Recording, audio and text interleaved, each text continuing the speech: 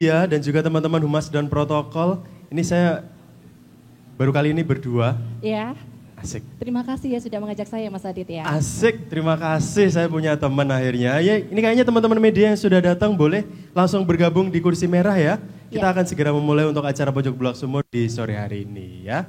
Ya, kita mengajak semua rekan-rekan media dan juga wartawan yang sudah hadir, silakan langsung saja untuk duduk di kursi merah. Kita akan segera mulai acara Pojok Sumur edisi bulan April ya Mas Adit ya. Betul tahun 2020, sekali, setelah Lebaran kita ketemu di hari ini ya. Mungkin kita ucapin dulu selamat Idul Fitri. Mohon maaf lahir dan batin. Betul sekali, mungkin kita belum sempat ketemu dengan teman-teman media. Hari ini kita baru ketemu ya, kita syawalan dulu gitu ya. Baik. Terima kasih karena Pak Sekretaris Universitas sudah hadir. Kita Sugeng Rawuh, Pak Andi Sandi Sugeng Rawuh. Luar biasa, cakep selalu ya Pak. Selalu, snerek. Iya, saya selalu senang kalau lihat Pak Andi Sandi mau pakai baju warna putih, hitam, pokoknya semua istimewa. Ini harusnya yang rayu saya Mas. Oh iya ya. Karena cocok Rawangun ya dirimu. Saya yang suka berarti. Baik, untuk itu kami mohon berkenan kepada Pak Sekretaris Universitas mungkin untuk menyampaikan sambutan pengantar dan arahan. Ya, silakan Bapak Andi Sandi. Siap. Mas Adit, Mbak Saka. Assalamualaikum teman-teman media dan teman-teman narasumber, Bapak Ibu Sivitas Akademika di UGM. Ini kita ketemu lagi tuh pasca Idul Fitri ya. Ini edisi pertama. Dan yang diangkat langsung bencana gitu. Ini yang saya tidak tahu yang milih siapa itu. Karena kita baru habis senang-senang terus langsung bencana yang didiskusikan.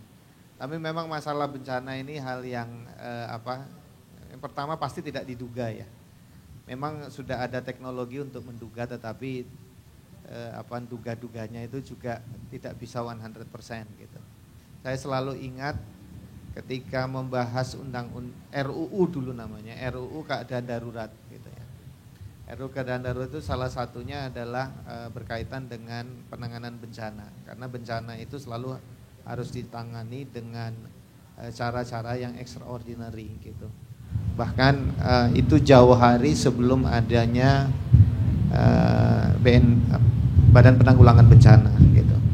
Nah, kalau di waktu itu salah satu yang menjadi reference kami FEMA, jadi Federal Emergency Management Agency di Amerika Serikat gitu.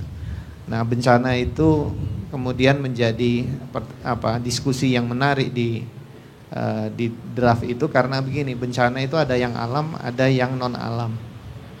Nah, yang kita ini kalau Indonesia itu jagoan lah kalau alam gitu.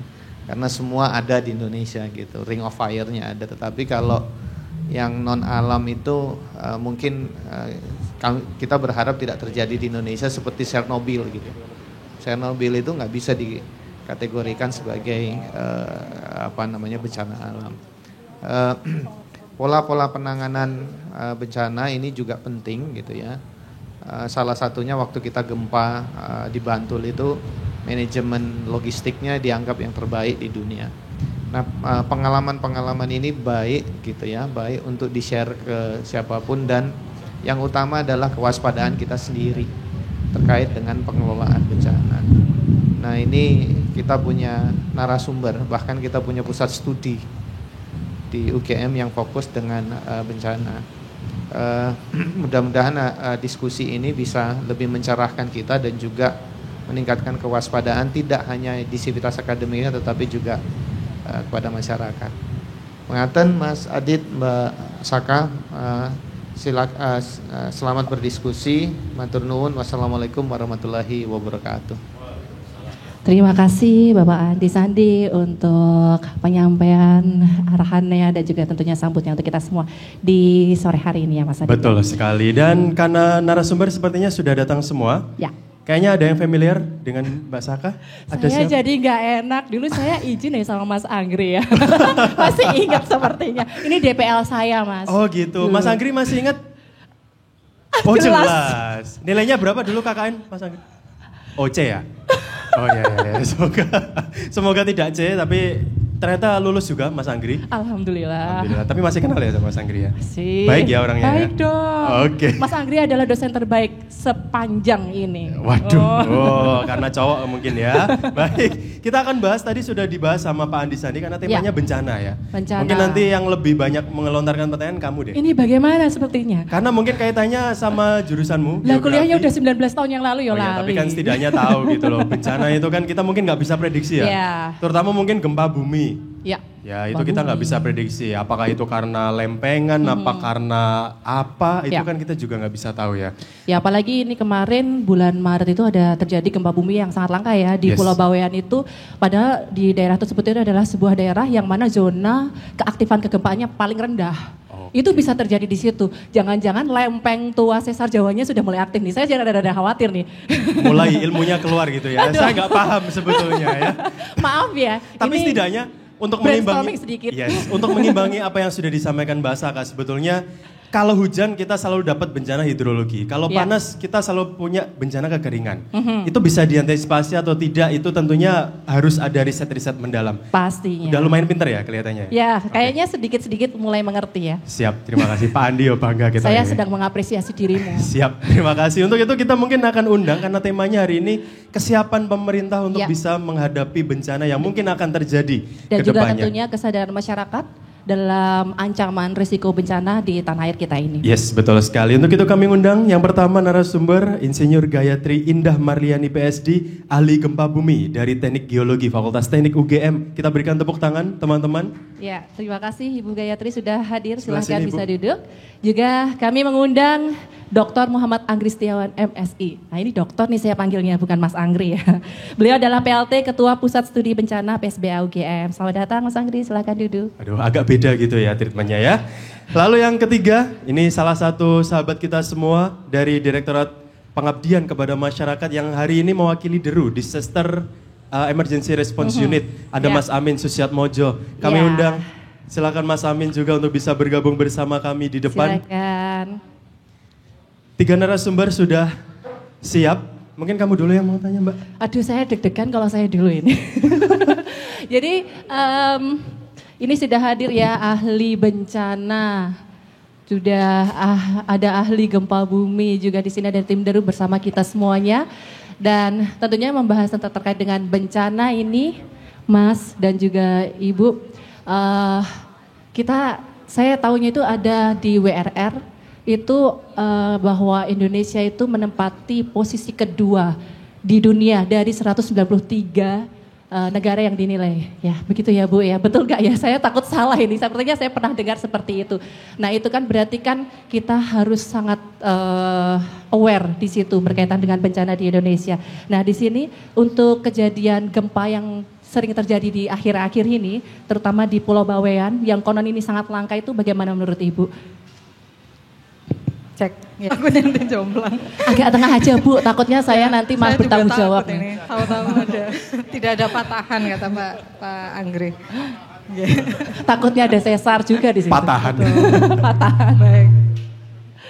Ya, jadi kejadian gempa Bawean ya itu dari segi geologi memang juga cukup surprising ya sebenarnya, karena daerah agak ke belakang utara Jawa sampai Kalimantan itu kan kita consider sebagai area yang cukup tenang gitu, karena batas apa yang kita sebut sebagai lempeng tektonik itu sebenarnya posisinya di selatan Jawa sekitar 200 kilo di depan selatan Jawa. Cuman kita harus ingat bahwa sejarah bumi ini ketika keraknya itu masih baru terbentuk gitu ya, itu dia ada bekas-bekas retakan yang lama tuh. Nah karena dia ada bekas retakan di utara Jawa itu sebenarnya juga ada, kemudian dia kena desekan tuh dari selatan terus, karena kita batasnya yang di selatan Jawa itu bergeraknya sekitar 7 cm per tahun. Jadi sesuatu yang mendorong, terus ada bekas yang retak, itu dia akan cenderung pada suatu ketika kemudian bergerak gitu. Nah itu yang kemudian kita alami di kejadian di Pulau Bawean kemarin. Jadi ada sesar tua, struktur tua yang dia terkena tekanan terus menerus sehingga kemudian dia ada anomali untuk dia kemudian bergerak kembali. Demikian jadi, Mbak Saka. Apakah ada kemungkinan sesar tua yang lempeng tua ini aktif kembali betul. dan bisa memberikan efek destruktif lebih besar untuk daerah-daerah sekitarnya atau mungkin bisa jadi di seluruh Indonesia? Ya, jadi ada beberapa sebenarnya zona-zona sesar tua yang kita antisipasi itu sebenarnya juga ada, walaupun mereka aktivitasnya memang tidak akan seaktif yang di dekat banget sama batas lempeng gitu.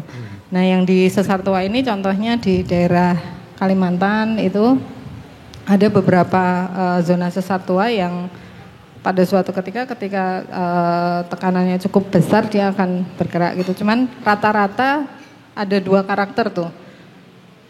Waktunya akan tidak berdekatan, jadi biasanya butuh waktu yang jauh lebih lama istilahnya untuk membangun kembali kekuatan dia untuk bergerak kembali. Dan biasanya juga magnitudenya tidak terlalu besar. Jadi mungkin kemarin yang sekitar 5 sekian gitu, kalau di dalam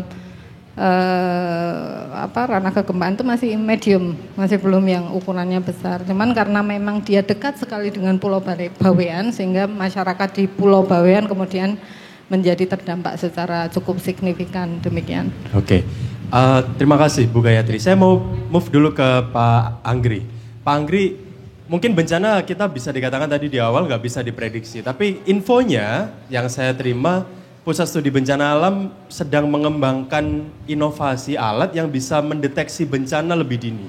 Betul atau enggak ya? Baik, terima kasih Mas Adit. Jadi ini yang perlu kita pahami secara sederhana lah ya, bahwa yang namanya ancaman itu akan terus berlangsung, terus ada. Bahkan sejak awal pembentukan bumi ya Bu Gayatri ya, dari sisi geologisnya itu memang terus berevolusi bumi ini. Nah, sehingga sebetulnya itu adalah proses alam biasa ya, proses alam ya, baik itu secara geologis dari strukturnya ataupun aktivitas gunung api, aktivitas longsor, banjir dari dulu sebelum manusia ada itu sudah berlangsung. Nah, sekarang kemudian isunya penduduk itu terus bertambah. Nah, pertambahan penduduk ini yang harus diantisipasi dengan cara mendeteksi yang dimaksud Mas Adit tadi itu. Nah, tetapi mendeteksi secara lebih dini terkait suatu ancaman bencana ini memang perlu pengetahuannya yang benar-benar menyeluruh agar jangan salah arti. Seperti contoh apa yang kami kembangkan di Pusat Studi Bencana itu ada yang namanya SIPENDIL ya, Sistem Peringatan Dini Longsor misalkan. Itu sebagai contoh yang itu terus dari waktu ke waktu mungkin ini Mas Amin ini sebagai salah satu kritikusnya dulu.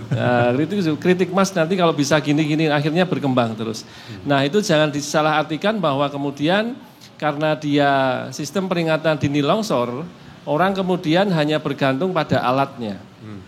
Ya, tanpa kemudian dengan alat itu sebuah sistem ini kemudian ikut bergerak siapa? Masyarakatnya. Nah, artinya memang kita terus mengkaji sistem peringatan dini, bahkan yang baik aktivitas hidrometeorologis ataupun yang geologis ya. Kalau geologis Gunung Api Merapi itu kan sudah bagus ya Bu Gayatri, dari BPPTKG itu kan termonitor dengan baik. Nah, sebagus apa sistem peringatan dini itu pun kadang ya meleset juga ya Bu ya. Contoh yang terakhir kemarin Semeru, Gunung Ruang ya. Tahu-tahu meledos gitu aja bahasa Jawanya gitu kan ya. Tahu-tahu meletus ya, tahu-tahu aktif gitu tanpa ada ciri-ciri yang kemudian bisa terdeteksi. Jadi walaupun kami mengembangkan tidak hanya alatnya tetapi sistemnya ini Mas yang perlu. Nah, ini bisa kita bahas lebih lanjut nanti. Oke. Tapi saya penasaran juga kalau ada bencana itu selalu yang disalahkan kan mungkin faktor alamnya ya. Maksudnya kalau banjir ya karena curah hujan yang terlalu banyak misalnya. Tapi ada kaitannya nggak sih dengan misalnya hutan kita sudah mulai habis? Apalagi ya, mohon maaf mungkin tidak menyinggung proyek manapun ya, tapi mungkin di sana itu mungkin juga salah satunya yang mungkin menuju ke sana. Tapi bisa kemungkinan terjadi karena hal itu tidak, Pak? Iya. Jadi kalau bicara mengenai hutan jelas itu sebuah ekosistem ya yang secara alami itu memiliki fungsi pengatur ya. Jadi hutan itu tidak hanya pohonnya tetapi ekosistemnya. dengan ada pohon di situ, akarnya juga dalam, kanopinya bagus, gitu kan, sehingga dia bisa mengatur daur siklus air itu dengan rapihnya. Nah, kalau itu hilang, dikurangi atau bahkan itu benar-benar gundul, nah tentu saja prosesnya menjadi dipercepat. Nah, proses percepatan inilah yang kemudian ketika menyentuh area permukiman dikatakan sebagai bencana. Itu Mas. Tapi tidak kemudian kalau di hutan itu tidak ada bencana. Tetap bisa aja. Ya, contoh di Papua, ya, kemudian di Sulawesi yang memang lereng-lerengnya terjal, terus kemudian di situ melebihi kondisi yang seperti biasanya, ya longsor itu berlangsung di sana. Cuma tadi betul Mas Adit, tidak ada permukimannya, tidak ada orangnya, tidak ada unsur-unsur yang dirugikan. Nah, itu enggak masuk kategori bencana. Ya. Tadi disampaikan oleh Mas Anggri bahwa bencana itu adalah sebuah proses alam ya. Karena kita di Indonesia berarti kan mau nggak mau kita harus berdampingan ya dengan bencana, betul ya seperti itu. Tapi juga tadi disampaikan bahwa kepadatan penduduk itu juga sangat mempengaruhi dengan segala macam resiko yang ada. Berarti ini berkaitan dengan korban kan Mas? Iya. Ya untuk bencana ini. Nah untuk meminimalisasi korban bencana itu apa saja nih yang bisa dilakukan gitu? Jadi sebetulnya isunya di sini kata yang perlu digarisbawahi adalah berdampingan, gitu kan. Mas Amin berdampingan dengan Mbak Saka. Nah ini beda dengan Mas Adit sendirian. Jadi kalau berdampingan itu memang harus ada konsekuensi-konsekuensi di sana yang timbul. Tadi benar Mbak Saka harus harmonis. Nah harmonisnya ini apa? Tetap dengan pengetahuan, ya, dengan ilmu. Nah di UGM ini sebetulnya sudah lebih dari cukup ilmu-ilmu yang ada di sini, ya, berbagai fakultas ini, Mas Adit, Mbak Saka. Kalau dirangkai betul-betul, ya, ini akan menghasilkan sebuah pengelolaan bencana yang utuh dari hulu ke hilirnya. Bahkan tadi Pak Sekretaris Rektorat tadi menyampaikan beliau merancang RUU ya Pak ya dulu. Rancangan Undang-Undang 24 berarti ya. Ya, itu kan di launching 2007 ya. 2007. Nah, artinya apa? UGM waktu itu sangat berperan di dalam mendesain rencana undang-undang.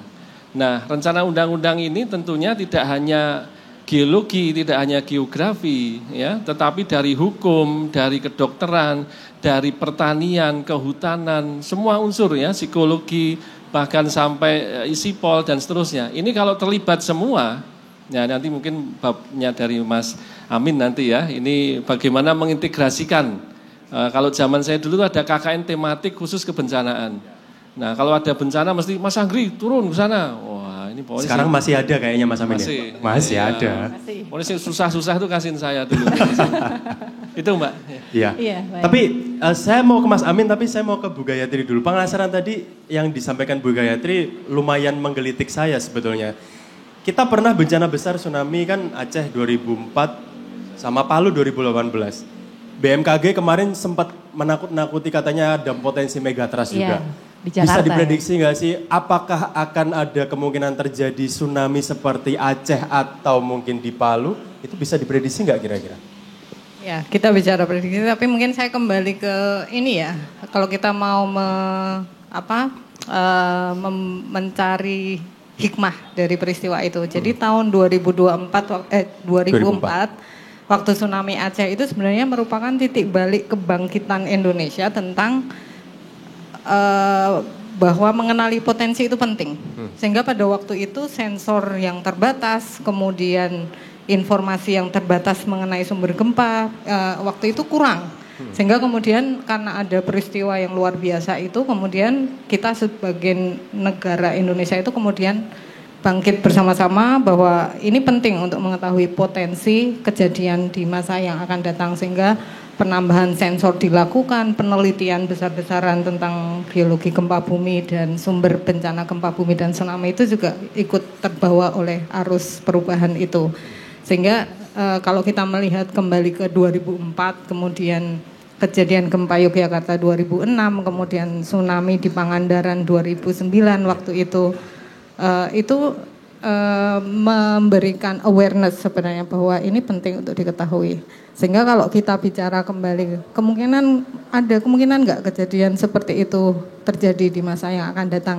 Kalau kita melihat situasi geologi Indonesia yang memang berada di daerah yang lempeng tektoniknya aktif, tentu saja hal itu menjadi possibility yang luar biasa sebenarnya. Jadi bukan menakut-nakuti, tapi memang secara keilmuan juga di situ kita tahu bahwa ada potensi tersebut.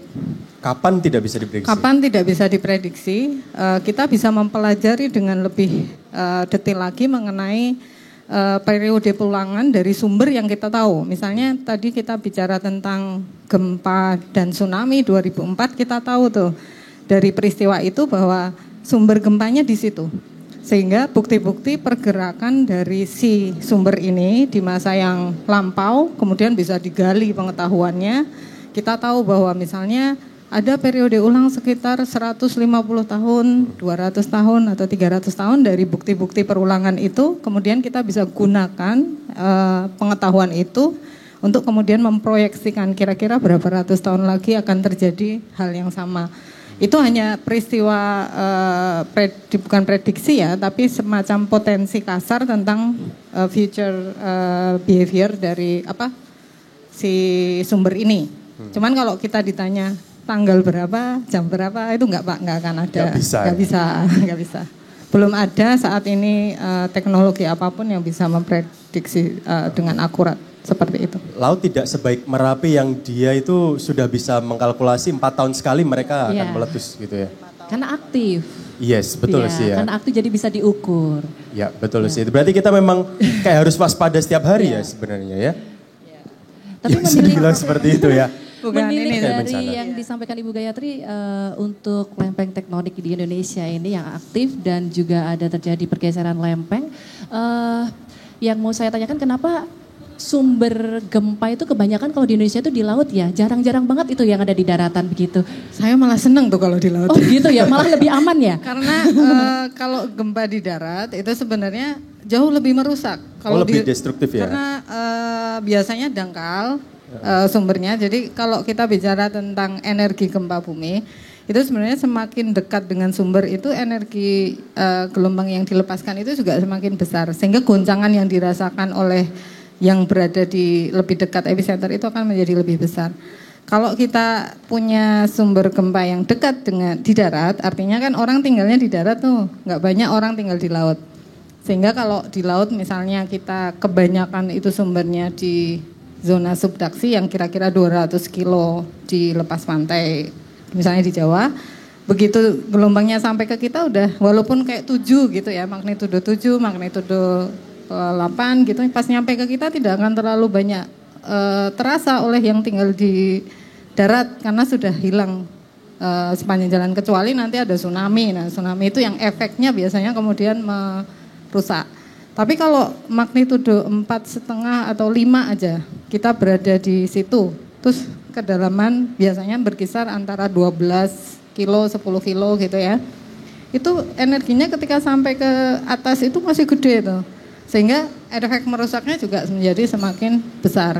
Jadi sebenarnya kalau kenapa kok yang di laut lebih banyak terjadi, itu karena memang batas-batas lempeng besarnya itu posisinya di laut kebanyakan. Ada di Indonesia itu yang di darat, itu di Papua, yang pegunungan Papua itu ada batas kolisi gitu ya. Cuman kebanyakan memang semua batas lempeng di wilayah Indonesia itu posisinya adanya di laut, sehingga banyak sumber-sumber gempa itu kemudian posisinya di laut. Cuman dari pergerakan batas itu kemudian ada yang sisa, kayak dia mendorong menggerakkan sesar-sesar yang di darat. Nah itu yang kita kemudian alami sebagai gempa di darat. Cuman ya itu tadi, sebaiknya jangan malah sebaiknya di laut aja ya, gitu di ya. laut aja udah gitu. Sebaiknya tidak ada gempa sekarang. Sebaiknya tidak ada gempa ya. Oh, sebaiknya jangan gempa. Ya. Tapi gempa itu menciptakan gunung, menciptakan iya sih. Ada mineralisasi, ada jebakan hidrokarbon, ada banyak lah ininya juga. Oke. Iya. Terima kasih Bu Gayatri. Saya mau ke Mas Amin, kayaknya sudah nggak sabar mau bicara sebenarnya. Tapi kalau boleh dibilang Mas Amin ini DERU, Disaster Emergency Response Unit. Iya Mas, betul ya Mas. Kalau boleh tahu, hanya mungkin ya ini kalau bicara soal bencana, Deru pasti terjun. Saya seringkali melihat berita tentang Deru diterjunkan di lokasi bencana. Tapi apakah hanya sebatas logistik saja yang dikirimkan di sana untuk kayak membantu korban kah? Atau ada relawan juga yang diterjunkan di sana untuk katakanlah mungkin mencari korban-korban jiwa yang masih belum ditemukan? Oke, terima kasih Mas Adit. Jadi Deru itu pertama kali diformalkan itu kan di tahun 2009. Dan waktu itu modelnya adalah emergency. Nah, ketika emergency itu dari Universitas Gadjah Mada sendiri memang belum ada istilahnya personil khusus yang kemudian terlibat secara aktif ataupun secara daruratan itu datang ke lokasi kemudian melakukan tindakan. Nah, atas dasar evaluasi tersebut, maka kemudian Deru itu lebih generalkan menjadi disaster response unit. Jadi menanggapi ataupun merespon kejadian-kejadian kebencanaan, sehingga prosesnya kita malah sering kolaborasi dengan Mas Anggi di PSBH itu. Karena kan kalau ada kegiatan atau kejadian kebencanaan itu kan perlu ditelisik terlebih dahulu kan gitu ya. Maka kalau tim asesmen itu dari teman-teman Deru itu akan berbeda hasilnya dengan ketika yang melakukan adalah teman-teman dari PSBA. Karena dari sisi kompetensi, keilmuan dan segala macamnya jauh lebih tinggi. Oleh karena itu dari hasil yang dilakukan oleh teman-teman PSBA itu kemudian kami turun sebagai tim lapangan. Nah, logistik kami bawa, kemudian juga kami punya tim relawan begitu, dan tim relawan ini lebih banyak pada akhirnya nanti membantu di sisi logistik dalam artian manajemen logistiknya. Bukan hanya sekedar membawa, tapi manajemen logistik. Karena seringkali terjadi di tempat-tempat kejadian bencana itu barang yang datang pertama itu malah justru keluar terakhir. Atau bahkan kan pernah ada tuh berita beberapa bayi mengalami keracunan atau apa karena susunya basi, karena expired gitu kan bantuan. Nah, justru dari teman-teman Deru ini akan kemudian melakukan screening di awal ketika ada bantuan misalnya dalam bentuk makanan dan sebagainya itu kita cek dulu. Ini masih wangun istilahnya ya, masih layak untuk kemudian disampaikan kepada korban. Ini tidak layak. Nah, yang layak-layak itu kemudian kita sampaikan kepada korban bencana begitu. Selain kemudian kita juga mendampingi ada tim trauma healing, dan tim trauma healing itu kita juga bekerja sama dengan tim dari Fakultas Psikologi karena di sana banyak tenaganya ya, istilahnya ahli-ahlinya ada di sana begitu. Nah, salah satunya yang sering dikerjakan adalah dalam bentuk nantinya KKN peduli bencana. Memang yang sering jadi korban adalah Mas Anggi ini. Ya, karena begitu ada kejadian, wah Mas Anggi, wah yang paling cepat dulu itu paling muda. Yang paling muda begitu ya. Yang paling cepat ditelepon, respon langsung oke, siap meluncur ya gitu kan. Nah, dari situ maka kemudian ada mahasiswa yang berasal dari teknik, ada mahasiswa yang dari psikologi, ada dari sosum, ada yang dari macam-macam. Nah, mereka akan diarahkan oleh DPL untuk kemudian melakukan tugasnya. Oh, kamu yang dari psikologi coba dong didampingi adik-adik yang sekarang baru ketakutan itu. Oh, teman-teman dari teknik gimana sih caranya kalau misalnya karena sekarang nggak ada jamban, gimana membuat jamban darurat begitu kan? Atau membuat rumah tahan gempa atau rumah sementara begitu kan? Nah, itu kan teman-teman punya ilmu dan nanti bisa tanya ke dosen, bisa tanya ke Bu Gayatri, bisa tanya ke siapa lagi, gimana sih caranya membuat rumah? Oh, begini. Nah, itu diimplementasikan. Kira-kira seperti itu, Mas Adit. Oke. Ya berarti tugasnya tidak hanya mengirimkan logistik saja, tapi lebih dari itu ya. Iya. Pembinaan juga ya berarti ya? Iya, betul sekali. Termasuk kepada mahasiswa. Iya, termasuk masuk pada mahasiswa. Menyiapkan relawan dari mahasiswa itu untuk nanti kemudian membantu pada saat terjadi bencana. Mas Amin, kalau misalnya saat tidak terjadi bencana begitu, apakah ada pelatihan mitigasi bencana ke daerah-daerah seperti itu? Kalau ada mungkin di mana gitu? Oke, kalau untuk kondisi reguler semacam ini ya Mbak ya, itu yang kita latih adalah teman-teman dari Forkom, dari mahasiswa yang ada di UGM, boleh nanti mendaftar ke DPKM, terus kemudian nanti kami akan melakukan screening juga. Nah, teman-teman ini akan mengikuti semacam kayak latihan dasar, pengenalan. Oh, ini ciri-cirinya kalau ada gempa, kemudian ciri-cirinya kalau ada erupsi semacam itu, pertolongan apa yang harus dilakukan.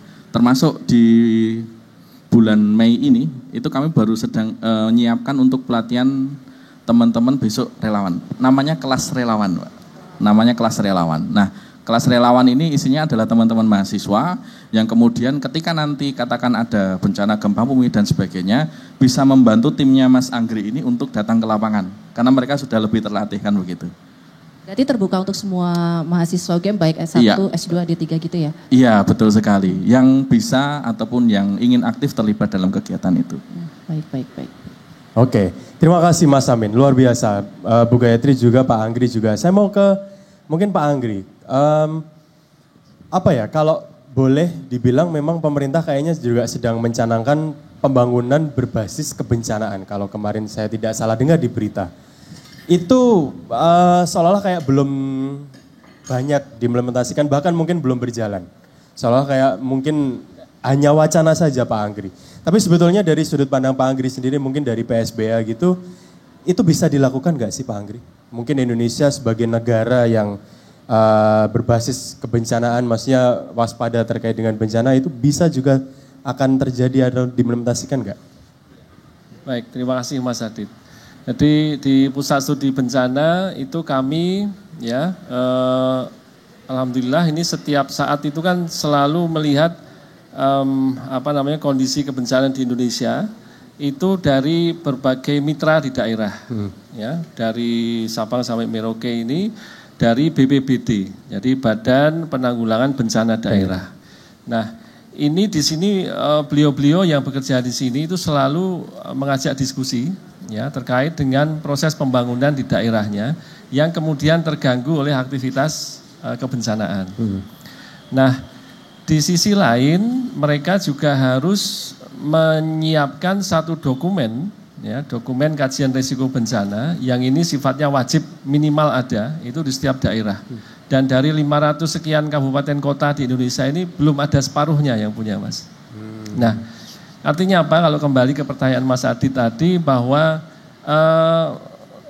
istilahnya walaupun itu wacana, itu slogan, ya, branding, menjadi visi misi pemerintah dan seterusnya, itu harus terus digulirkan, ya. Walaupun sekarang ini belum terasa bagaimana efeknya ataupun apa kita sebagai misalkan memposisikan diri saya sebagai warga desa gitu kan, warga desa di salah satu kelurahan di Sleman, itu posisi saya harus seperti apa untuk menyikapi pola pembangunan yang orientasinya mulai menggunakan unsur-unsur kebencanaan di dalam prosesnya. Itu juga belum paham gitu kan Mas ya, di kelurahan apalagi ya, di kecamatan juga masih menyesuaikan, di kabupaten itu tergantung juga dari visi misi kepala daerahnya, ya. Karena BNPB itu di pusat, Badan Nasional Penanggulangan Bencana itu di pusat, sedangkan BPBD ini tergantung sama kabupaten, ya, tergantung otonomi daerah. Kalau Pak Bupatinya, ya, pimpinannya itu kurang concern sama kebencanaan, ya itu di nomor sekian kan, Mas. Anggarannya kecil, oh beliau paham banget soal anggaran, langsung nyaut. Nah itu anggaran, nah ini kata kuncinya di situ, ya. Berapa besar, ya karena ya Mas ya, bahasa pemerintahan birokrasi itu berapa besar porsi APBN ataupun APBD yang didesain agar proporsional dengan pembangunan yang berlangsung. Ini dilihat besarannya. Kalau itu masih kurang dari 5% atau berapa, ini kan bisa dibantu teman-teman deru nggak sih kalau kayak gitu? Apanya? Ya itu kalau misalnya anggarannya kecil, Mbok, ya ini fokus ke kebencanaan boleh loh, jadikan prioritas kedua misalnya. Mas, kalau deru itu modalnya modal sosial, gitu ya Mas ya. Kemanusiaan. Berarti kalau modal sosial, nggak ada bencana gitu langsung terjun aja ya, nggak mikir anggaran berapa itu langsung terjun dulu gitu. Gimana nih, mungkin boleh diinfokan Mas Amin. Ini dari BNPB, terus ke BPBD, tiba-tiba langsung ke RKAT ini.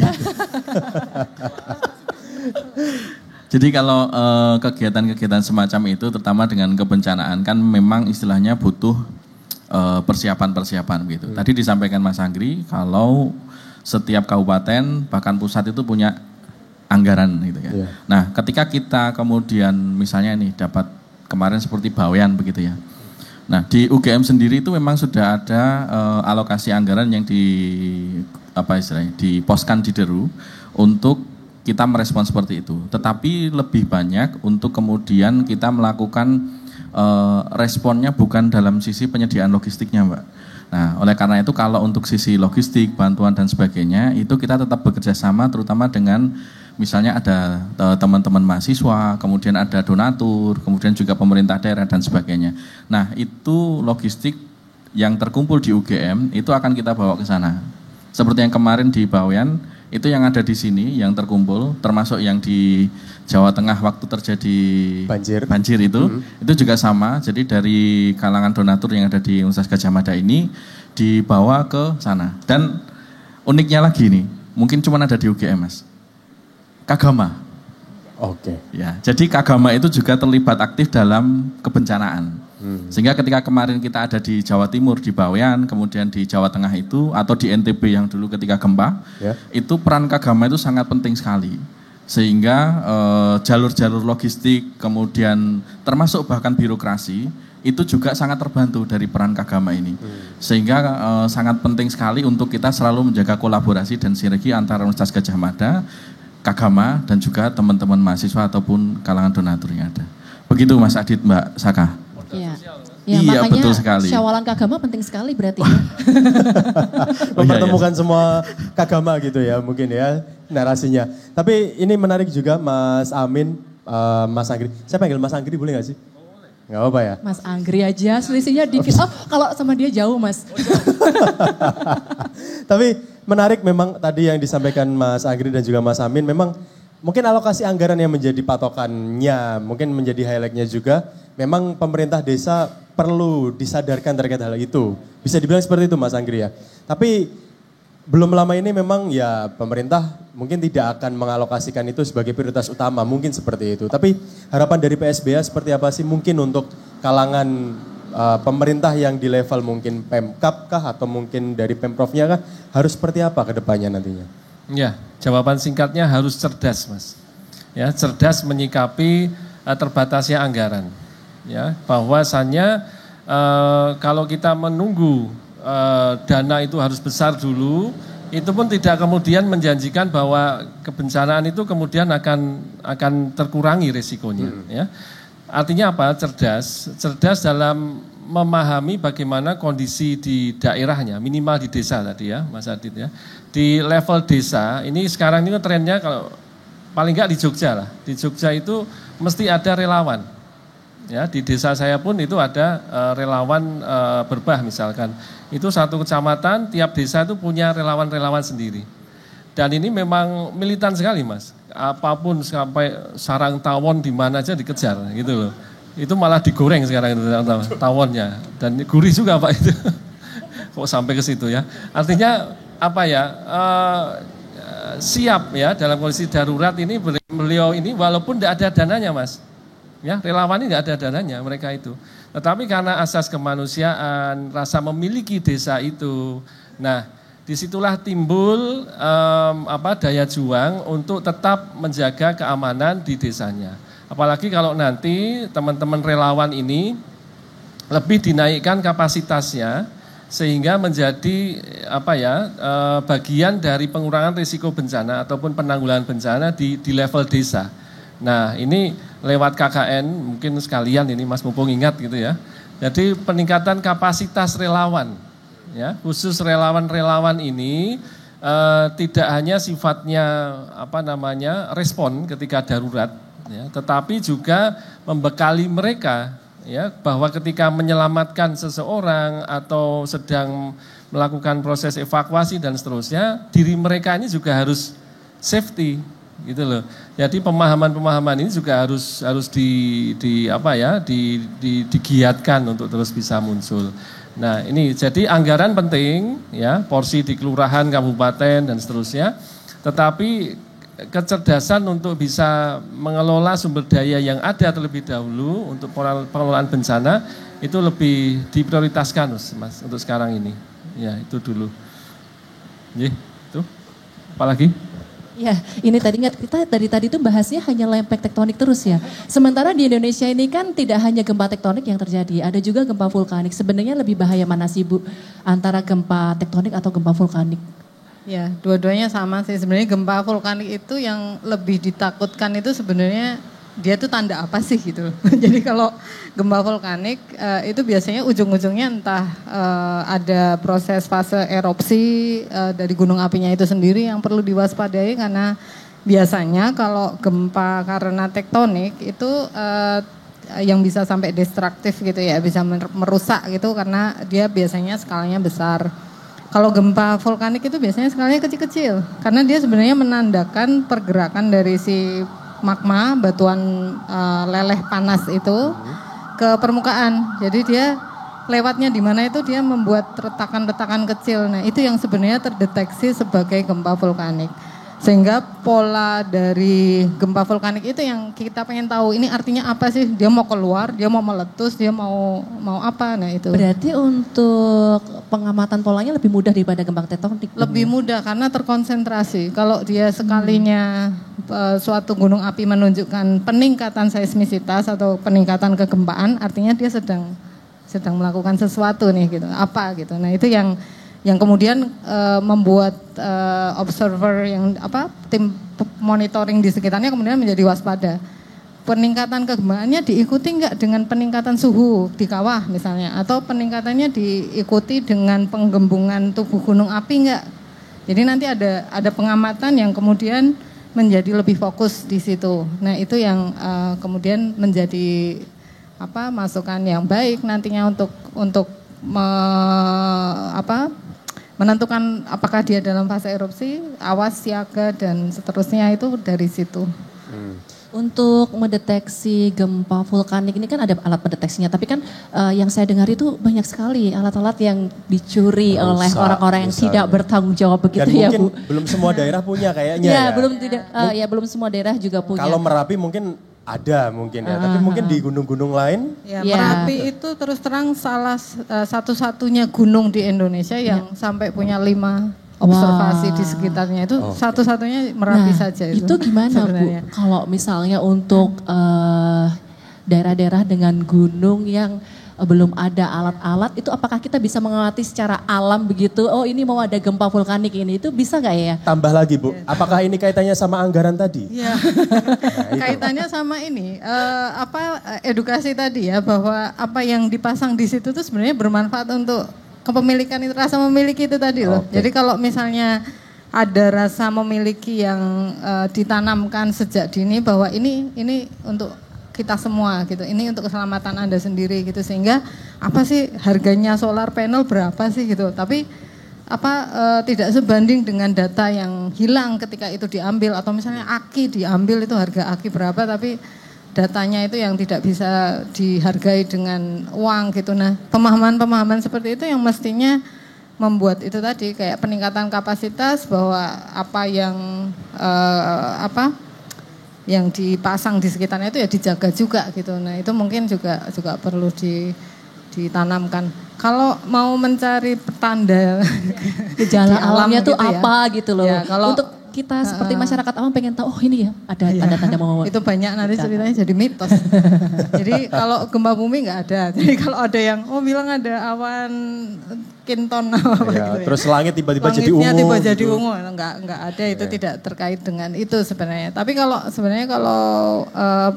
alam misalnya gunung api itu lebih mudah, ada misalnya ada eminent eruption gitu, biasanya ada misalnya peningkatan suhu di danau, misalnya gunung apinya ada danau kawah gitu kan, yang biasanya airnya dingin, kok ini tiba-tiba hangat, atau tiba-tiba ada gelembung-gelembung, atau misalnya ada hewan-hewan mati di sekitar gunung api. Kayak misalnya dulu waktu di Dieng gitu kan juga ada CO2 yang erupsi CO2 yang kemudian menyebabkan satu desa juga banyak itu. Pertanda-pertanda yang ini tuh biasanya ada binatang mati di sekitar kawah, atau kemudian peningkatan suhu, dan itu tadi kayak pola yang seperti itu juga harus aware. Makanya edukasi itu penting, bahwa misalnya satu ada itu tadi ada pertanda-pertanda yang artinya apa sih ini gitu, itu harus ada disampaikan atau diberikan pendidikan. Seperti misalnya tsunami gitu ya, ada air surut sesudah gempa tuh malah pada seneng tuh nyari ikan, terus malah mendekat ke laut, padahal harusnya nggak boleh. Harusnya begitu melihat itu kan langsung lari menjauh gitu. Nah itu edukasi yang seperti itu kadang belum sampai ke masyarakat yang kecil-kecil gitu, kayak misalnya anak kecil kan excited ya lihat, wah ikannya banyak saya mau ambil gitu. Jadi memang harus ada pendidikan yang menandai alam itu, mencoba memberitahu sinyal kepada Anda apa gitu. Yeah. Tapi saya menarik tadi, aku pengen klarifikasi, kemarin kan Gunung Ruang meletus ya Bu ya. Info yang beredar sebenarnya sudah dikatakan hoax. Katanya ada gas CO2 yang bisa menyebar sampai radius sekian kilometer dan itu bisa berdampak buruk untuk kesehatan. Itu bisa kemungkinan benar adanya ya. Tadi disinggung juga ada gas CO2 juga yang mungkin dilontarkan, itu sebetulnya bisa kemungkinan terjadi tidak, Bu Gayatri? Ada beberapa karakter gunung api ya. Jadi kan memang gas CO itu dia bisa mengumpul. Ada gunung api yang dia kemudian bisa mengumpulkan. Biasanya kan gas rilis ya udah ke udara. Kalau dia sudah meletus ya artinya dia tidak terperangkap gitu, udaranya langsung pergi. Tapi kalau misalnya kayak yang kasus di Dieng itu, dia ada di dalam lembah. Jadi biasanya gas CO itu kan agak berat ya. Jadi dia tidak akan, kalau dia berada dalam lembah gitu, terus dia akan terperangkap di situ dulu selama beberapa waktu sebelum kemudian dia dissipate ke udara. Nah, saat itu yang sebenarnya kita harus waspadai. Ada waktu-waktu tertentu di mana pengeluaran gasnya menjadi lebih besar, kemudian tidak bisa bebas terbang gitu. Jadi itu yang menjadi concern gitu. Tapi kalau setiap gas gunung api yang keluar itu kemungkinan besar memang CO itu ada, cuman dia selama dia tidak terperangkap dan dia tidak akan lari ke bawah gitu lah istilahnya, kan dia pasti akan buyen gitu kan ke atas, cuman ada nggak perangkap topografi di situ yang si gas ini bisa terperangkap gitu. Jadi nggak akan kalau udah dilempar ke atas tuh dia terus turun gitu, enggak. Dia akan terus ke atmosfer gitu. Baik Mas Adit, kita mungkin break terlebih dahulu ya, ada adzan, kita dengarkan terlebih dahulu. Baik.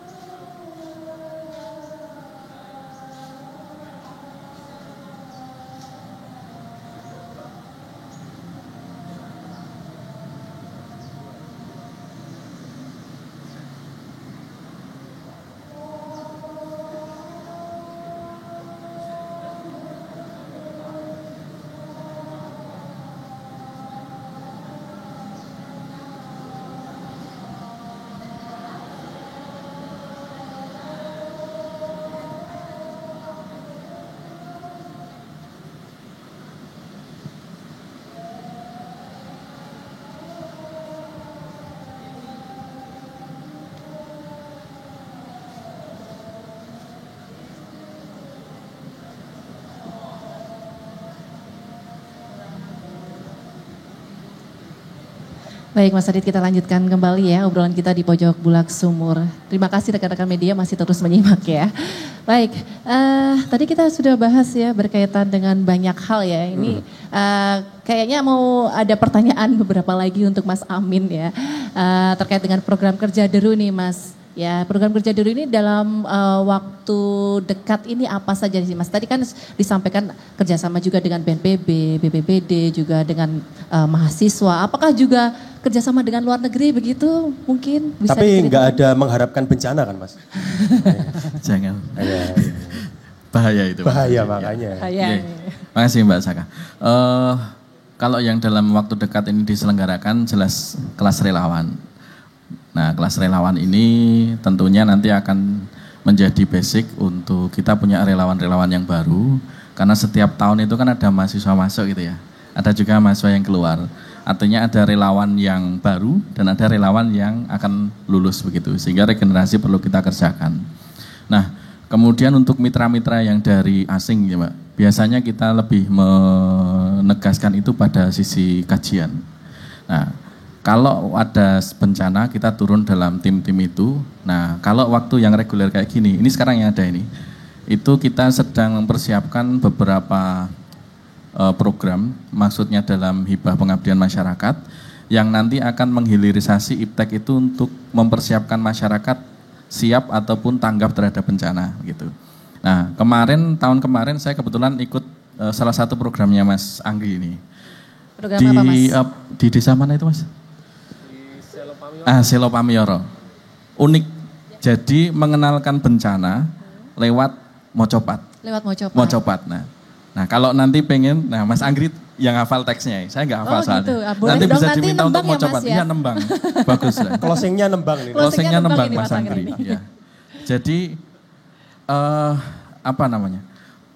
Orang-orang yang kemudian mengenal bencana itu hanya lewat textbook gitu Mbak. Itu kan ibarat orang yang tahu begitu ya. Nah, mereka yang petani-petani yang ada di dusun-dusun itu, kalau kita jelasin, bencana gempa itu ciri-cirinya kayak gini. Kalau misalnya ada banjir, ciri-cirinya kayak gini. Itu mungkin nggak masuk, Mbak. Tapi dengan mocopat tadi, yang dibaca dari dia rumah sampai ke lokasi sawahnya, itu akan membuat, kalau ada bencana gempa itu cirinya seperti ini. Apa yang harus kita kerjakan? Ini ide Mas Anggri? Ini kerjasama dengan Pusat Studi Kebudayaan. Jadi istilahnya DPKM itu tugasnya tadi mengkolaborasi berbagai macam sektoral tadi untuk menghasilkan luaran. Nah ini tentang kebencanaan. Saya ikut ke sana, saya cuma diem Mbak. Karena saya nggak bisa mau cobatan gitu ya, nembang nggak bisa. Tapi yang paling membuat menarik adalah para ibu-ibu, para peserta pengajian pada waktu itu, mereka dengan happy mengikuti penjelasan soal bencana lewat mocopat. Nah, kalau di tempat kita, untuk mahasiswa-mahasiswa yang di sini, itu kan jelas paling enak, paling menyenangkan melihat lewat video, kan gitu ya. Ada TikToknya. Tapi begitu di masyarakat, mocopat itu jelas. Kalau misalnya di anak-anak TK dan sebagainya, menggambar itu adalah media edukasi yang paling baik. Nah, itu yang sekarang kita kerjakan, Mbak. Jadi, kalau ada bencana kita turun, kalau tidak ada bencana, kita tadi misinya edukasi, literasi, sehingga semuanya siap tangguh bencana. Namanya programnya adalah Kaltana, Kalurahan Tangguh Bencana. Nah ini seniornya Mas Anggi. Nah ini berarti kita nagih ini. Mocopatannya dari Mas Anggi. Mocopatnya seperti apa ini? Mungkin juga bisa dijelaskan nanti maknanya Mas Anggi. Ini Al Ustadz ini. Ini Mas Amin. Iya betul sekali Mas Amin. Waktu itu memang kita merasa ini kajian bencana ini kok kaku sekali, ya Bu Gayatri ya. Apalagi Bu Gayatri saya batu terus, jadi keras. Nah, bencana ini sesuatu yang nggak populis, Mbak, nggak populer gitu kan. Bukan bagian dari budaya masyarakat kita. Malah justru itu sesuatu yang istilahnya kalau orang Jawa itu momok gitu ya, tabu untuk dibicarakan, didiskusikan. Nah, tetapi dengan cara yang tepat ya, bagaimana masyarakat di situ itu hidup ya, misalkan di Kabupaten Bantul yang masih lekat dengan budaya-budaya nembang dan seterusnya. Waktu itu kepikiran ngajak Bu Dr. Sakti waktu itu di Pusdi Budaya, PSBA nggak melaju sendiri. Karena kalau PSBA yang berangkat sendiri Mas, isinya peta kabeh Mas. Iya. Nah, rawan iki. Orang baca desa aja belum tentu bisa. Iya makanya. Orang desa disuguhi peta dengan warna-warna gitu, juk ngopo Mas, gitu kan orang Jawa bilang. Terus ngapain gitu kan? Nah, tetapi dengan kombinasi bahwa kita riset jalan ya, mapping, dan mappingnya juga nggak dengan pemodelan yang rumit Mbak ya, tetapi dengan nilai-nilai budaya yang ada di situ, yaitu toponimi. Apa itu? Toponimi. Jadi toponimi itu adalah nama tempat yang kemudian itu ada indikasi-indikasi bahwa daerah itu memang memiliki ciri itu, ya. Misalkan Wedi Kengser, ya, Wedi Kengser artinya pasirnya sering bergerak, tetapi kok dijadikan rumah di pinggir Sungai Oyo itu, ya, artinya tinggal tunggu waktu aja itu nanti akan terjadi penggerusan di kanan kiri tebingnya, rumahnya habis, ya. Terus ada ada lereng yang sangat terjal sekali, itu namanya apa toh? Lupa saya. Itu pokoknya lereng rubuh. Jadi Boto rubuh ya, Boto rubuh dan seterusnya. Nah, ini kan toponimi kalau ini kita tanyakan ke warga, Pak, lokasi ini namanya apa? Namanya apa? Terus kemudian kita cek di lapangan, oh ternyata di sini bekas bongkah batu yang besar waktu gempa dulu jatuh menimpa satu rumah. Utuh gitu kan, Mas. Nah, artinya di sini tempat-tempat yang sudah dinamai oleh leluhur dengan nama-nama yang spesifik seperti itu, kita wujudkan dengan peta. Nah, tetapi tidak hanya peta, tetapi perlu diterjemahkan ke bahasa yang nyaman ke mereka, yaitu dengan tembang mocopat. Namun maaf, ini masih masuk production house, jadi nanti sedang digarap ini. Padahal ditunggu ya Mas Anggri. Partiturnya belum dibuat sepertinya. Nanti ngajak Bu Sakti aja. Oh, ya, tapi yang jelas ya itu tadi satu hal yang bisa dijadikan strategi juga. Maksudnya sosialisasi bencana itu dengan local wisdom itu juga bisa gitu. Maksudnya ada mocopat lah, terus mungkin ada istilah-istilah yang mungkin gampang diterima oleh masyarakat seperti tadi Wedi Kengser. Wedi lengser. Boto rubuh. Itulah, aku rasa Jawa soalnya. Ngomong iso. Ya gitulah. Tapi yang jelas itu bisa meminimalisir korban jiwa, bisa dibilang seperti itu ya. Dalam artian edukasi terkait dengan bencana diperlukan hal yang seperti ini gitu. Supaya gampang dipahami mereka yang mungkin akan terdampak bencana nantinya bisa tahu gimana caranya mungkin evakuasi atau menjauh dari lokasi yang lebih rawan misalnya, itu akan lebih tahu lagi. Gitu ya Mas Anggri ya? Iya, jadi memang Gajah Mada ini memang slogannya itu loh. Mengakar kuat. Itu kok ampuh banget itu loh, milih AK itu, slogan itu. Mengakar kuat menjulang tinggi. Itu Jawanya apa Mas? Apa? Mengakar kuat menjulang tinggi Jawanya apa? Ngoyot itu Mas. Oyotnya kandel. Mengoyot. Itu ngoyot Mas. Ngoyot, jadi tidak hanya berdialog ya, berkomunikasi ketika seminar internasional ya dengan pendonor internasional untuk kajian kebencanaan, tapi juga bisa istilahnya itu pelokalan terkait dengan ilmu-ilmu tadi itu. Jangan sampai kita berbicara di level tataran yang sangat advance tinggi tetapi nggak dipahami masyarakat. Jadinya apa? Nun sewu, misalkan nih PSBA bikin alat pendeteksi antisipasi untuk longsor misalkan. Itu bukannya untuk antisipasi ya, kabelnya kan ada kabelnya ya Bu ya. Itu di atas lereng itu buat jemur baju Mas. Waduh. Jemur baju, buat ngikat kambing di situ. Akhirnya bunyi terus sirinenya. Aduh. Ya kan, jadi di situ. Kayak ada bencana terus gitu ya. Jadi memang mengakar kuat menjulang tinggi ini secara tidak sadar ya. Akhirnya harus kita sadari sekarang bahwa ini keilmuan UGM ini bisa masuk ke situ semua gitu loh Mbak. Merakyat. Iya, merayat, tapi kalau diajak diskusi yang high end gitu juga nyambung gitu kan. Oke, gitu juga. Ya Bu ya. Menjulang tinggi. Apalagi beliau nih. Mantap. Tapi mungkin terakhir, karena kita mungkin sudah masuk ke segmen terakhir. Dari Bu Gayatri sendiri mungkin ada closing statement mungkin untuk mereka yang awam seperti kita mungkin ya. Mewaspadai gempa bumi mungkin agak sedikit rumit. Apa sih yang mungkin cara gampangnya? Kita tahu mungkin gempa bumi ini destruktif atau tidak, kapan saatnya mungkin kita harus keluar rumah dan berkumpul di area-area dan meminimalisir korban bencana gempa bumi itu bagaimana caranya? Mungkin itu Bu Kay. Ya.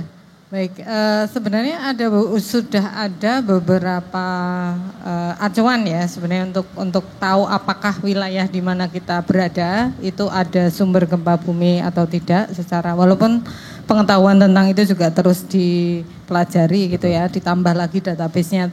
Tapi setidaknya dari database yang udah ada, kayak misalnya ada website Inaris, ada publikasi dari beberapa bahkan kayak pemerintah daerah gitu kan juga punya peta ya sebenarnya. Jadi budaya untuk kita aware bahwa kita ada di sini nih, sebenarnya apa sih yang di sekitar saya yang terkait gempa bumi, ada nggak sumbernya, kayak di Jogja gitu kan pasti kita tahu kita dekat dengan sumber gempa yang pernah cukup mengakibatkan kerusakan yang cukup parah gitu kan, sehingga itu sudah pasti aktif. Kita lagi berpergian ke daerah yang asing gitu ya, budayakan untuk kemudian tahu gitu loh, apa sih sumber bencana di sekitar saya itu apa. Terus kira-kira kalau terjadi sesuatu yang terkait dengan gempa bumi saya harus lari kemana, itu budayakan untuk itu dipelajari. Kalau di dalam ranah tadi anggaran gitu ya, mungkin kayak kita sebagai warga negara ya tidak terlalu touch itu ya, cuman sebenarnya kan setiap daerah punya sumber bencana yang berbeda-beda gitu ya, sehingga alokasi anggaran pun juga mestinya disesuaikan. Kalau misalnya sudah ada indikasi bahwa di situ pernah terjadi gempa yang luar biasa destruktif di masa lalu, ya artinya harus ada investment dari anggaran itu untuk kemudian mengantisipasi itu gitu. Jangan budaya yang dipakai adalah tunggu gempanya dulu baru bergerak gitu, tapi istilahnya kayak budaya antisipasi itu masih kurang, lebih banyak budaya memperbaiki gitu ya. Padahal kalau kita bisa mengurangi resiko itu kita lebih baik. Kembali ke lingkungan tadi ya, kalau sudah tidak tahu, tidak bisa berkontribusi atau mengubah apa yang sudah jadi aturan di pemerintah, ya di lingkungan kita sendiri aja yang kita lihat. Misalnya kalau di rumah gitu ya, dilihat aja sekitar kita tinggal gitu, ada nggak kalau misalnya goncangan benda yang kemungkinan menjatuhi kita, ada nggak? Misalnya tempat tidur gitu kan, tempat di mana kita paling tidak sadar ya. Orang tidur kan kalau ada gempa juga tidak milih tuh siang hari, malam hari atau pagi hari. Ada nggak tempat kita tidur itu sesuatu yang punya potensi menjatuhi kita pada saat itu gitu. Misalnya ada piring-piring hias di atas tempat tidur, itu big no-no gitu ya kalau Anda berada di wilayah yang rawan gempa. Atau misalnya kaca pengilon kaca cermin gitu, ada nggak yang pas di dekat tempat kita biasa duduk, tempat kita biasa tiduran, tempat kita biasa tidak sadar gitu. Jadi mulai sedikit demi sedikit membudayakan hal tersebut, aware dimanapun kita berada, kemudian tahu kalau misalnya ada terjadi bencana apa yang dilakukan, titik kumpul kita dengan keluarga di mana, cara berkomunikasi dengan keluarga bagaimana, karena biasanya kalau ada bencana gempa besar otomatis hampir semua communication method itu akan jam gitu, karena semua orang akan menggunakan itu, sehingga untuk membatasi itu kan mestinya ada metode komunikasi yang nanti ketemu di kantor Bapak atau nanti ketemu di mana dengan keluarga terdekat setidaknya, seperti itu sih. Jadi semacam budaya kesiapan terhadap bencana itu mulai dilakukan, lebih ke situ sih. Ya, mungkin bisa ya ditangkap ya. Baik, terima kasih Bu Gayatri. Kalau dari Mas Anggri sendiri ini, bagaimana closing statementnya berkaitan dengan pandangan terhadap bencana di Indonesia, kemudian juga langkah strategis ataupun masukan mungkin dari PSBA untuk pemerintah agar bisa menaikkan kesiapsiagaan pemerintah dan juga masyarakat agar sadar siaga terhadap bencana. Silahkan Mas Anggri. Baik, terima kasih Mbak Saka. Pusat Studi Bencana UGM yang memang sejak awal mengawal proses jalannya perundang-undangan kebencanaan sampai sekarang, terus kami mencoba untuk aktif ya, termasuk yang terakhir ini baru saja kemarin selesai, yaitu rapat koordinasi nasional penanggulangan bencana di Bandung. Nah, di Bandung. Nah, ini PSBA berperan aktif di sana. Terus dari situ kita bisa melihat ya optimisme bahwa ke depan walaupun sekarang masih benang kusutnya masih kelihatan, tetapi paling tidak benangnya itu udah kelihatan ya kan? Benang mana dulu yang akan diurai, ya dari arahan pimpinan sekarang itu juga semakin jelas. Nah, saya salah satu orang yang mencoba untuk terus optimis ya melihat penanggulangan bencana yang ada di Indonesia ini. Tetapi optimisme yang harus berdasar pada pengetahuan, ilmu dan pengetahuan. Nah, oleh karena itu Pusat Studi Bencana di sini dalam forum yang luar biasa ini, terima kasih UGM sudah mengundang, menyarankan ya pada pemerintah bahwasanya edukasi terhadap masyarakat ya itu perlu harus detail, jangan kemudian disuguhi dengan informasi yang sifatnya itu kemudian meresahkan masyarakat. Contoh, 52% ya Indonesia mengalami peningkatan bencana 52%. Ya kan? Itu kan di berita, ya? Ada seperti itu. 52%. Nah, dengan teknologi, sistem informasi dan teknologi yang ada sekarang, pencatatan itu jadi lebih baik, ya kan? Relawan-relawan juga lebih aktif mencatat. Bisa jadi lokasinya beda, tetapi sehingga menambah jumlah angka-angka itu. Nah, sehingga pemerintah tidak hanya melihat bagaimana sebuah institusi itu kinerja institusi saja, tetapi bagaimana proses hilirisasi informasi ke masyarakat ini agar tepat guna, ya, baik informasinya, baik teknologi-teknologi yang dikenalkan. Banyak sekali aplikasi-aplikasi, tetapi masyarakat ini tidak bisa mengakses itu semua. Peran sertanya bagaimana? Itu yang pertama.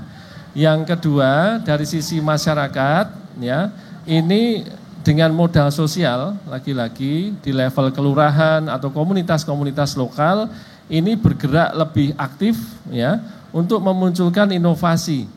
Ya, apalagi di Jogja ini bisa menjadi percontohan bagaimana masyarakat Jogja merespon kegempaan, bagaimana merespon gunung api, tsunami, longsor, kekeringan.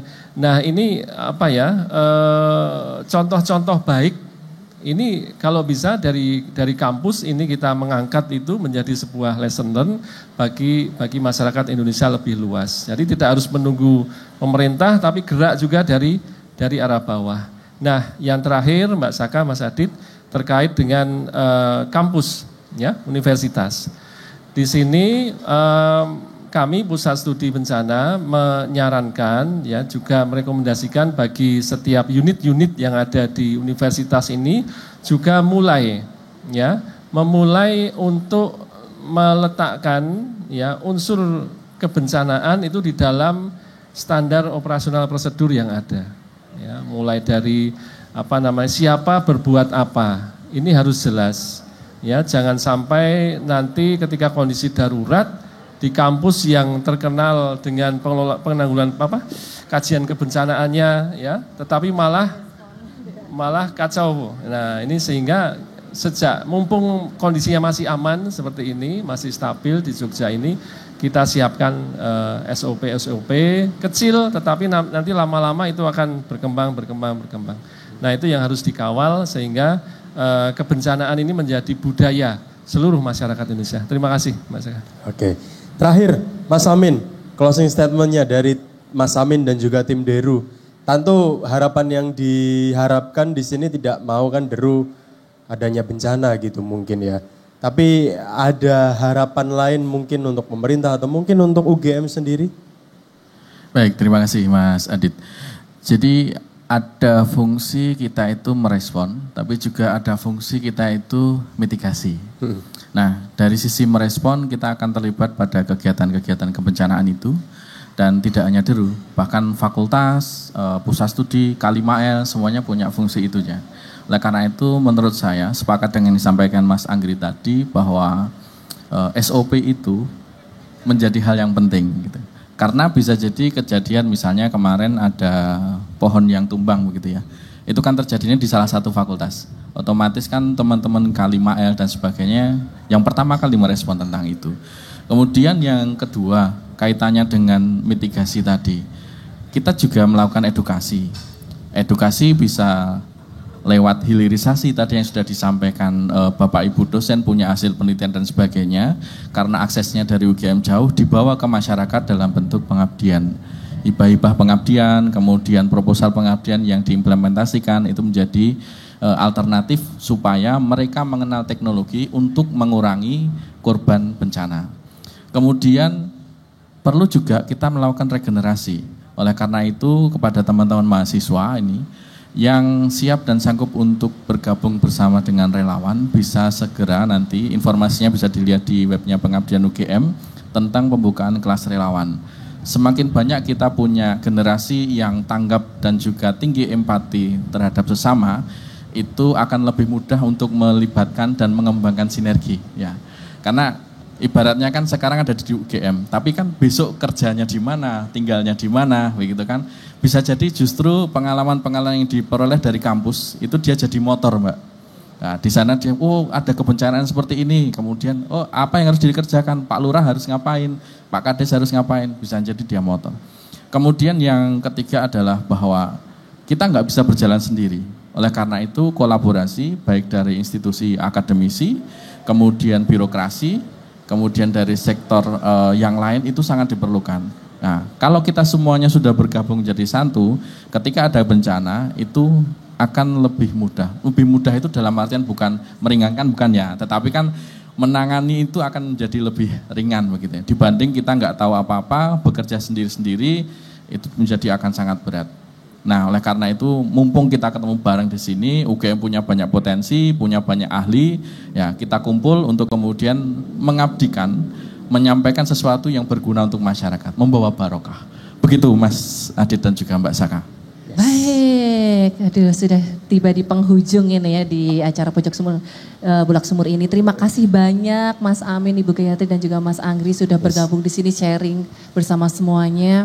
Betul, ya harapannya kita terhindar dari bencana, tapi kayaknya kok tidak mungkin. Kayaknya nggak mungkin ya, tapi deh. setidaknya mitigasi kita bisa lebih baik lagi dibandingkan sebelumnya. Kita Ya. bisa berteman lah ya. Yes, ya berdampingan kalau katamu ya.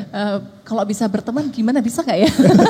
Kalau berdampingan pasti terpisah ya. Iya sih, tapi setidaknya kita sudah paham bagaimana tadi gempa bumi dan tsunami, cara apa ya istilahnya melihat deteksi dininya seperti apa. Mungkin secara awam kita kan sudah tahu, tadi sudah dijelaskan juga terkait dengan banjir, tanah longsor, tadi harapannya dari PSBA alatnya terus dikembangkan supaya bisa lebih upgrade lagi begitu.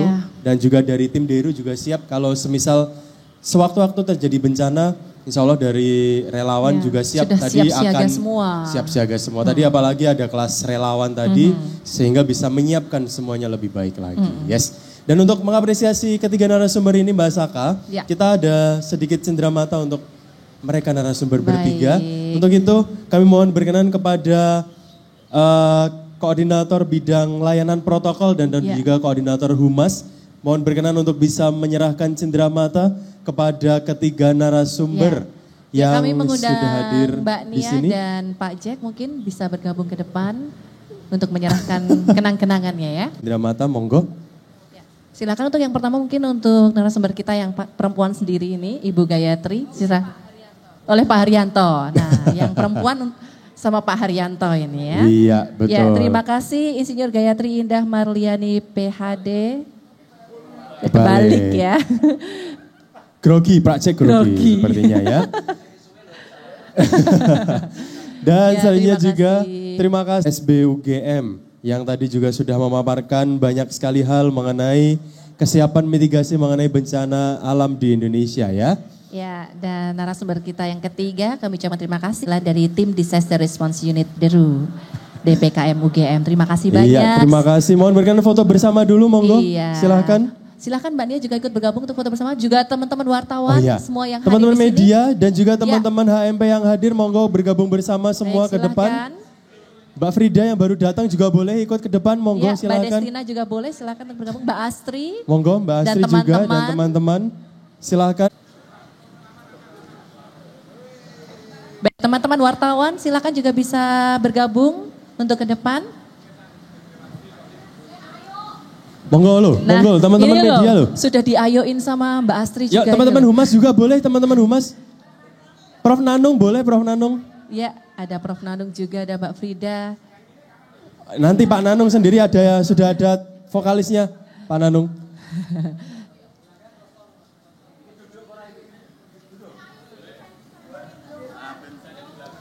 Ya mungkin setelah ini narasumber biasanya akan ada teman-teman media yang akan bersiap doorstop, mungkin akan menanyakan beberapa hal terkait dengan materi atau mungkin terkait dengan kebencanaan di sini. Monggo nanti bisa dengan leluasa untuk bisa menjawab pertanyaan teman-teman media.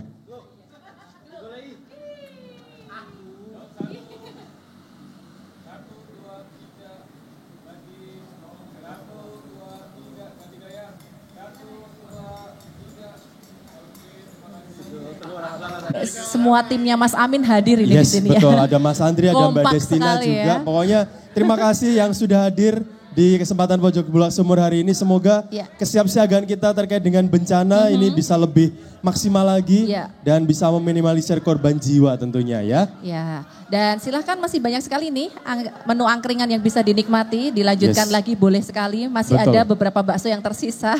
Semoga masih hangat, semoga bisa dinikmati. Dan nantinya tentunya Reva ini juga akan menghibur kita, akan menemani kita untuk acara closing Pojok Bulak Sumur edisi bulan April tahun 2024. Ya, yang mau nyumbang nyanyi juga boleh loh. Ini ada diva di sini Mas Adit. Yes. Aduh luar biasa ini suaranya ini. Divanya pakai lurik hitam. Semoga sadar ya. Baik, dan untuk itu terima kasih atas perhatian dan juga kehadirannya.